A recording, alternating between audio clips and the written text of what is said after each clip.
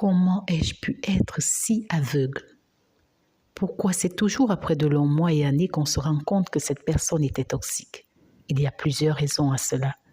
D'abord parce que l'installation de la toxicité est progressive. Les personnes toxiques sont rarement ouvertement abusives dès le début.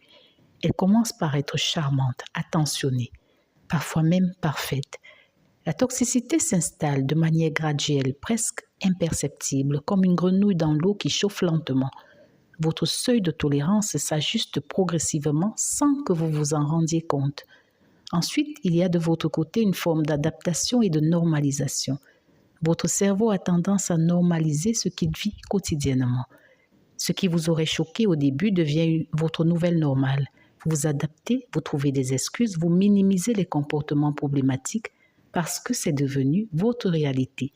C'est souvent difficile de réaliser que vous êtes victime de manipulation émotionnelle puisque les personnes toxiques alternent souvent entre périodes de tension et moments de réconciliation intense, ce qu'on appelle cycle de violence.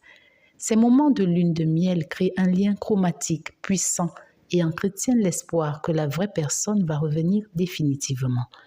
L'un des pires schémas de ce que vous avez vécu est l'éloignement progressif.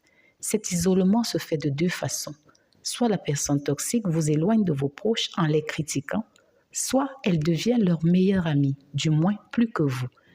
En s'isolant peu à peu de votre entourage, vous perdez vos points de référence extérieurs. Vos amis, votre famille auraient pu vous alerter, mais si vous les voyez moins, leur voix d'alarme s'estompe. Vous passez également beaucoup de temps à vous en rendre compte à cause de l'investissement émotionnel. Plus vous investissez de temps, d'énergie et d'amour dans une relation, plus il devient difficile psychologiquement d'admettre que c'était une erreur. C'est le biais du coup irrécupérable. J'ai déjà tant donné, je ne peux pas abandonner maintenant. Il y a aussi la peur du jugement. Souvent, une partie de vous soupçonne que quelque chose ne va pas. Mais la peur du jugement des autres vous empêche de voir la réalité en face.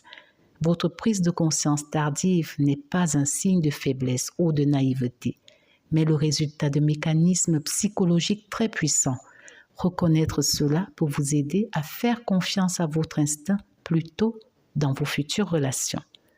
Je vous aime.